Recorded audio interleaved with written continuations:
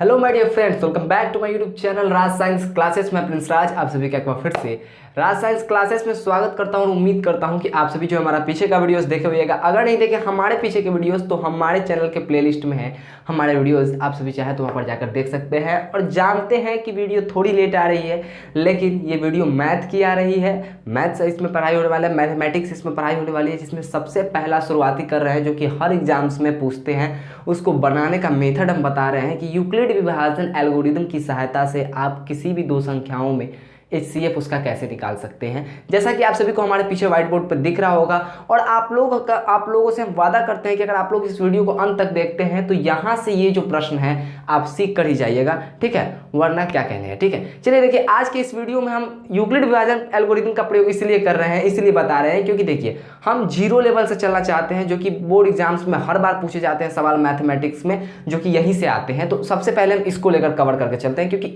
HCF normal HCF तो आप लोग निकाल लीजिएगा, इसमें कोई कहने वाली बात नहीं, यहाँ पे कोई सोचने वाली बात नहीं है। हमें आप पे विश्वास है कि आप HCF अगर आपको निकाला जाए तो।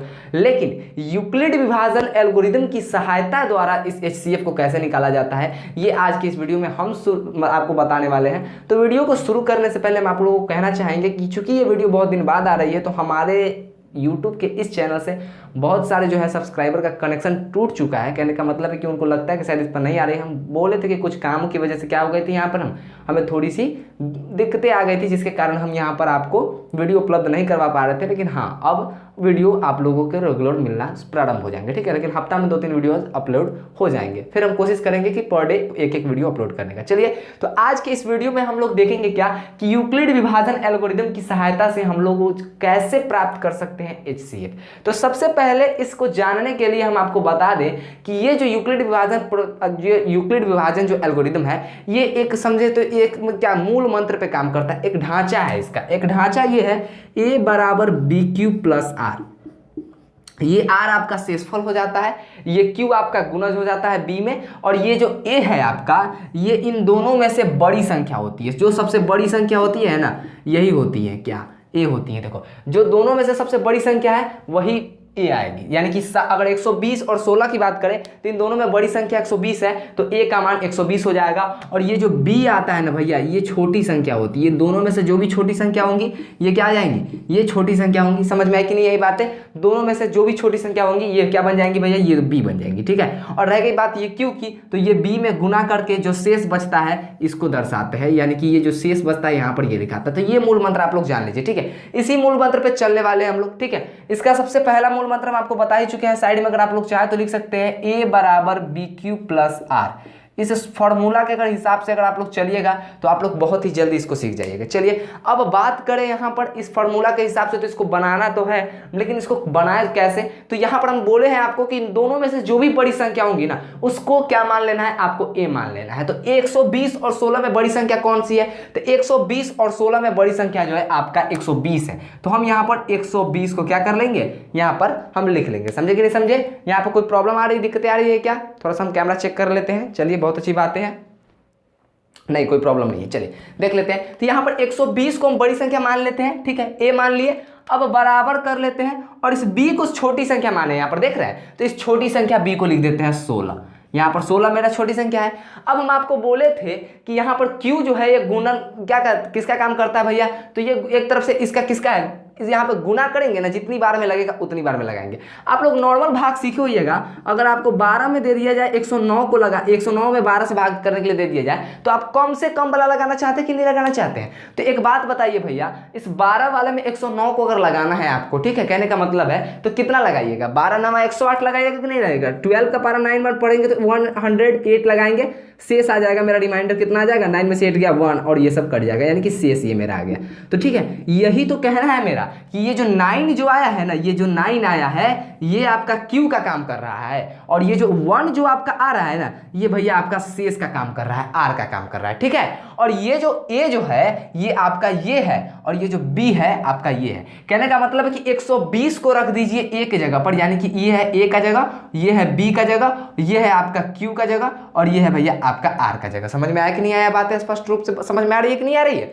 अब इस a को रख देते हैं, 120 को a माना है हम लोगों ने क्योंकि बड़ी संख्या है, तो इसको बीच में रख दिए, 120 को बीच में रख दिए। साइड में हमको b को छोटी संख्या है, तो b किसको माने हैं, 16 को माने हैं, तो देख सकते हैं ये स्थान किसका है, b का है, तो यहाँ पर हम 16 रख देते हैं। अब आप लगा कर देखिए कि कितने बारे में लग रहा है, ये कितने बारे में कटेगा भैया, तो ये कटेगा, अगर आप गौर से देखिएगा तो कटेगा नहीं, लेकिन क्या होगा, इसको थोड़ा सा क्या कर सकते हैं हम, इसको अगर गुना करेंगे यहाँ पर, ठीक है, तो क्या कर सकते हैं इसको, देखिए 16 का पहाड़ा पढ़िए 120 के, हम आपके साथ पढ़ते हैं 16 का पहाड़ा, 120 के नीचे जो आएगा भाग लगाना है। चलिए पढ़ते हैं 16 का 16, 16 दूना 32, 16 तीन 48, 64, 16 पंच 80, 16 से 96, 16 सौ 112, 16 8 128, जो कि नहीं लगेगा, 16 साथ क्या लगेगा मेरा 112 लग जाएगा, लगेगा। और मेरा घट के 10 में से 2 आ गया 8, 1 में से गया कट कट कट, यानी कि ये मेरा a था, ये मेरा b है, ये मेरा q है, और ये जो मेरा आया है ये r है। तो मैंने a पहले ही लिख चुका है, यहाँ पर हमने a हम लोग a ऑलरेडी पहले यहाँ पे लिख चुके हैं, ये b यानी कि मेरा जो छोटी संख्या है ये भी लिख चुके हैं। अब q यहाँ पर देखिए, q गुना के रूप में होता है, तो यहाँ पे गुना कर दिए, और q मेरा यहाँ पर कितना भागफल आया है, तो भागफल मेरा 7 आया है, 16 के पहाड़ा 7 बार पढ़ेंगे तो 112 हुआ कि नहीं हुआ।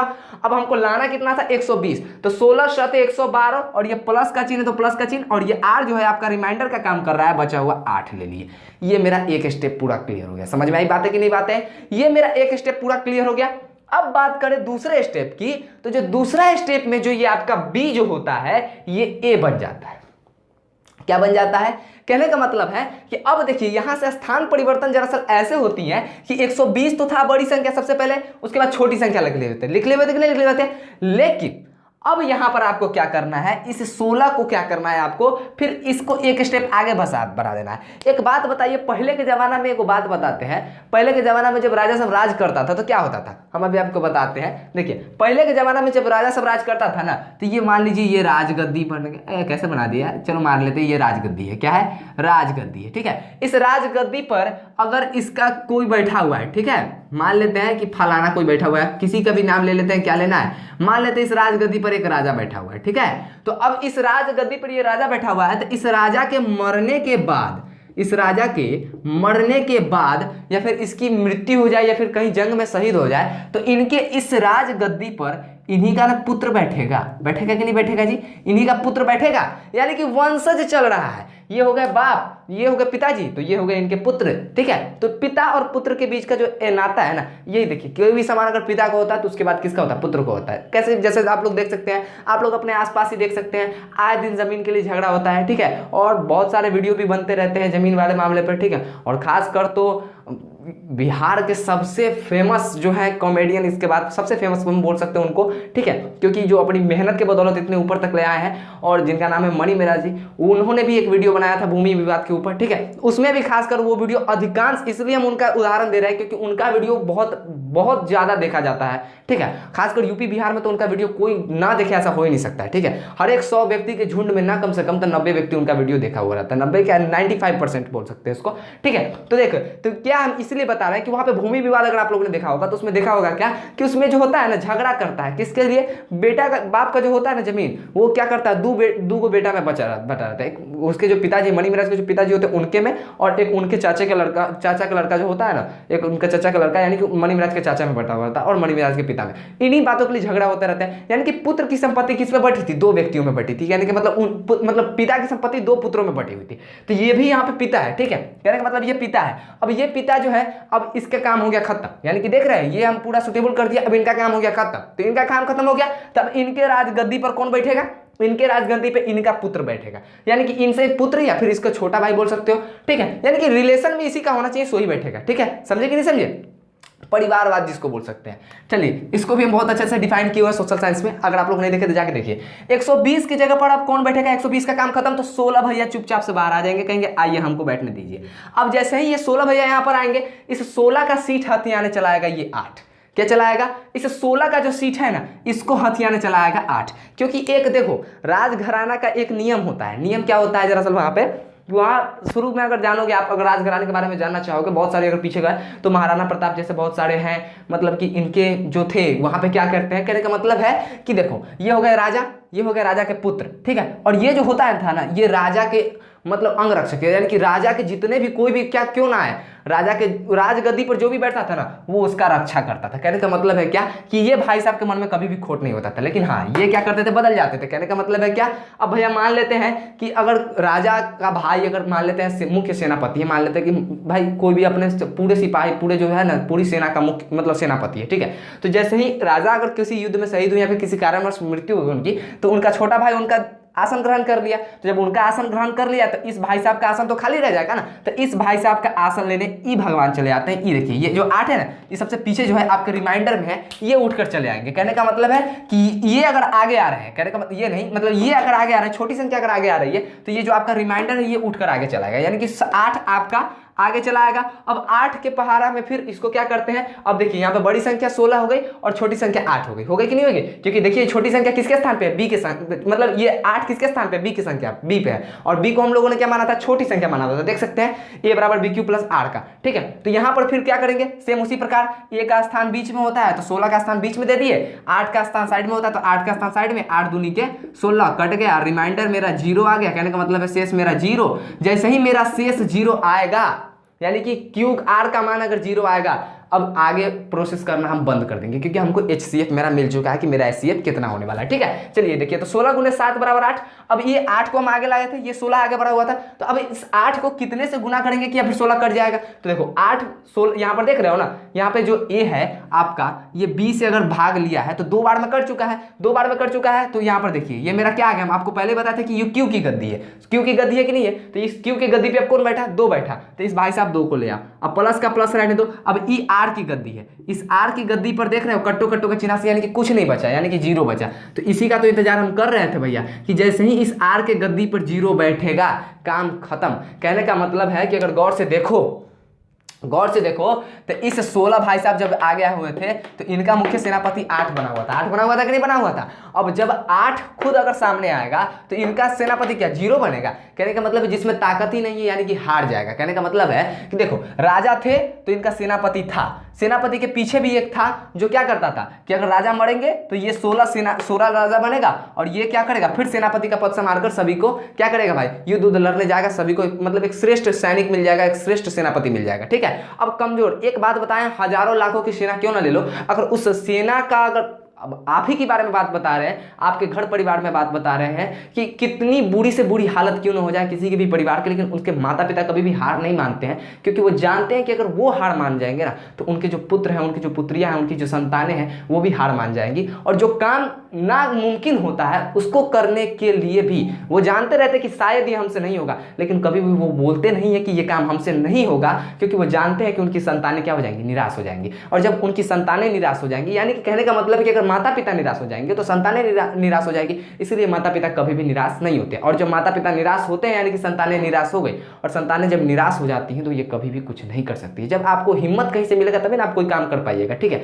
और हिम्मतें नहीं मिलेगा तो आप कहाँ से कोई काम कर पाइएगा, काम कर पाइएगा क्या, बिल्कुल असंभव है। तब तक आपको कोई आपको हिम्मत नहीं दे रहा है। अगर आप गौर से इस बात को अगर जहन में डाल लीजिए दिमाग में, तो ये आप सोच सकते हैं क्या कि कोई भी अगर काम है, अगर कोई भी काम अगर आप करने जा रहे हैं और 10-15 आदमी बोल देता है क्या कि देखो कि भाई ये काम हाँ तुमसे होगा तो जरूर हो जाएगा, ठीक है। लेकिन कोई कहता है कि अगर 5-10 आदमी कहते शुरू में कि नहीं होगा, तो आप कहीं ना कहीं उसको करने में आपको दिक्कतें का सामना करनी पड़ सकती है। इसलिए यहाँ पर देखो गौर से, क्योंकि ये राजा बने थे तो यहाँ पर 16 भाई साहब था और 8 भाई साहब सेनापति के पद पे आने के लिए रेडी था। लेकिन अब सेनापति के पद पर कोई आने के लिए, अगर 8 राजा बनेगा, मान लो अगर 8 को हम आगे लिख भी देते हैं तो सेनापति के पद पर कौन आएगा, 0 आएगा, जो कि संभव नहीं है। यानी कि एक तुच्छ सैनिक से जो जीत नहीं सकता है वो सेनापति क्या बनेगा। यानी कि मेरा कांड यहीं तक खत्म। और जैसे ही यहाँ पर खत्म तो जो बी के स्थान पर होगा, फिर हम चेक करेंगे कि ए बी के स्थान पे कौन है। तो ए के स्थान पे मेरा 16 भाई साहब है, बी के स्थान पे 8 है, क्यू के स्थान पर मेरा 2 है, ठीक है, और आर के स्थान पर 0 है।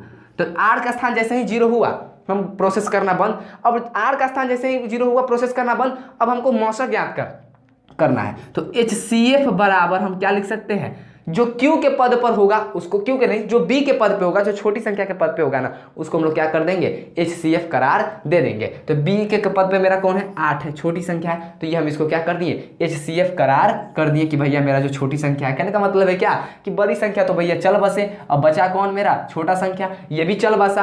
अब इसके स्थान को फिर कौन लेने आएगा, तो ये छोटी संख्या ये बचा हुआ है 8, यानी कि इसकी संतान में से कौन बचा हुआ है, तो एक 8 बचा हुआ है। 8 कहने का मतलब है कि ये क्या हो जाएगा, मेरा HCF हो जाएगा। समझे कि नहीं समझे, समझे प्रोसेस आई बात की नहीं आई। सबसे बड़ी संख्या पहले लिखे थे, फिर छोटी संख्या को गुना करके साथ में लिखे थे। हम आपको यहाँ पर बहुत अच्छे तरीके से बताए हुए हैं कि कौन किसका पोस्ट है। अगर आप ऐसे करना चाहें तो ये A का पोस्ट होता है, ये B का पोस्ट होता है, ठीक है, ये Q का पोस्ट होता है, और जो नीचे शेष आता है ना, ये शेष, ये किसका पोस्ट होता है, R का पोस्ट होता है। कहने का मतलब है कि अगर आपको अगर कोई और भी दिया जाए, मान लेते हैं 190 और 120 दिया जाए, ठीक है, तो इसमें से बड़ी संख्या कौन होगी, 190, तो 190 का स्थान कहाँ हो जाएगा, बीच में हो जाएगा, 120 का स्थान साइड में हो जाएगा, और जो गुना करोगे तो 120 में 1 से गुना करोगे तो 120 लगेगा, और यहाँ पर 70 शेष में बचेगा कि नहीं बचेगा, तो ये 70 जो आपका शेष है ये किसका पोस्ट हो गया, ये R का पोस्ट हो गया, और ये जो 1 आया वो Q का पोस्ट हो गया। उसी प्रकार आप लिख सकते हो कि 190 = 120 गुने 1, Q का मान यानी कि 1, और प्लस में R का मान 8 यहाँ पर है, तो यहाँ पर आप 70 है तो 70 लिख सकते हो। यानी कि अगर हम आपको बात बताएं प्रोसेस करने की कि अगर अगला कैसे बना सकते हो आप, तो अगला भी आप सेम इसी प्रकार बना सकते हो। हम इसीलिए बता रहे हैं, हम पूरा नहीं बनाएंगे इसका, लेकिन हम आपको थोड़ा सा हिंट देकर बता दे रहे हैं। अगर कोई आपको फिर से कहे कि 190 और 120 का HCF निकालो यूक्लिड विभाजन प्रमेय में से, तो जो सबसे बड़ी संख्या होती है उसको A के स्थान पे A बराबर B गुने Q प्लस R, इसके सूत्र पे चलेंगे। बड़ी संख्या A मेरा 190 है तो 190 रख देंगे, छोटी संख्या मेरा 120 है, Q का मान यहाँ से हम क्या ज्ञात कर लिए हैं, 1 ज्ञात कर लिए हैं, प्लस और रिमाइंडर मेरा कितना आ गया है, शेष कितना आ गया है, 7 आ गया है। हो गया कि नहीं हो गया। फिर अगर इसको अगर आगे बात बढ़ाने की कहें तो 120 को फिर ये मेरा जो छोटा संख्या है, ये भाई साहब राजा मर गए तो बड़ी आ जाएगा राजगद्दी पर, और ये जो सेनापति का पोस्ट खाली हो गया, ये पीछे बैठल भाई साहब मंत्री जो है ठीक ये ले रहा था, ये पोस्ट पर चल आगे बढ़ते हैं, तो इस 7वां आगे आ जाएगा। अब फिर 120 को गुना कर दो 7 से, मतलब 120 को, फिर यहाँ पे क्या करना है, बड़ी संख्या मेरा A यहाँ पर ये हो गया, B ये हो गया, तो फिर वैसे ही करो, A का स्थान 120 को दे दो, B का स्थान 7 को दे दो, काट के देखो जय बार में कट रहा है, Q का मान जितना आएगा फिर गुना करके उतना Q का मान लिख देना तुम लोग, ठीक है, और प्लस में रिमाइंडर जितना आएगा रिमाइंडर का मान लिख देना, और तब तक रिमाइंडर 0 नहीं हो जाता तब तक इस प्रोसेस को करते रहेंगे। जब रिमाइंडर 0 हो जाएगा तब इस B के स्थान पर जो मान भी रहेगा वो मेरा मसा हो जाएगा। समझने में आए कि नहीं आई बातें, ये स्पष्ट रूप से आई कि नहीं आई। तो ये वीडियो आप लोगों को कैसा लगा आप लोग कमेंट कीजिएगा। इस वीडियो को इतना लंबा करने का मेरा मकसद ये नहीं था कि आप लोगों की कठिनाइयां बढ़ाना। इस वीडियो में हर एक बात बताई गई है, हर एक ट्रिक बताई गई है, जिससे अगर आपको समझ में नहीं आते हैं तो कह नहीं सकते हम कि ये कहीं ना कहीं हमारी दोष होगी। लेकिन आप देखिए इस वीडियो को पूरा शुरू से लेकर अंत तक, अगर थोड़ा थोड़ा सा भी स्किप करते हैं तो मेरे अंदाज से आप लोगों को समझ में नहीं आने वाले। अगर इस वीडियो को देख लेते हैं ना तो आप लोग का एग्जाम में नंबर तो क्लियर हो जाएंगे, ठीक है, क्योंकि हर बार एग्जाम में ये पूछा जाता है यूक्लिड विभाजन प्रमेय से आप लोग का क्या करना है भैया, HCF ज्ञात करना होता है इस यूक्लिड विभाजन प्रमेय, यूक्लिड विभाजन एल्गोरिदम से। समझे कि नहीं समझे, प्रमेय नहीं एल्गोरिदम से क्या करना पड़ता है, ये आपका यूक्लिड विभाजन एल्गोरिदम से द्वारा HCF ज्ञात किया गया है। आप इसको चाहो तो ज्ञात कर सकते हो, क्योंकि एग्जाम में पूछता है ना भैया, तो आप लोग जो ऐसे अभाज्य गुणनखंड विधि द्वारा निकालिएगा या फिर नॉर्मल गुना करके भाग करके ऐसे जो जैसे नॉर्मल HCF निकलता है वैसे निकालिएगा ना, बहुत देर हो जाएगा। समझे कि नहीं समझे, तो ये देर हो जाएगा ना, तो इस देर को नहीं करना है हमको, ठीक है। एग्जाम हॉल में बैठे हर एक व्यक्ति का टाइम कीमती होता है, हर एक सेकेंड का लाखों करोड़ों में अनमोल होता है वो सेकेंड। यार तुम क्या कर सकते हो, वही सेकेंड तुमको टॉपर भी बना सकता है, वही सेकंड तुमको फेल भी कर सकता है, ठीक है। तो इसलिए टाइम बचाने की कोशिश करने के लिए, एग्जाम हॉल में टाइम बचाने की कोशिश के लिए घर पे हम खूब मेहनत कर सकते हैं। इसलिए इतना छोटे से छोटे सवाल को भी हम इतना बड़ा विस्तृत रूप से कर दिखाएं, एकदम सूक्ष्मदर्शी की तरह, एकदम बहुत अंदर तक ले जाकर दिखाएं। तो वीडियो कैसा लगा आप लोग को कमेंट कीजिए। मैं प्रिंस राज विदा लेता हूं, फिर मिलूंगा एक नए वीडियो में एक नए जोश के साथ। तब तक के लिए जय हिंद, जय भारत।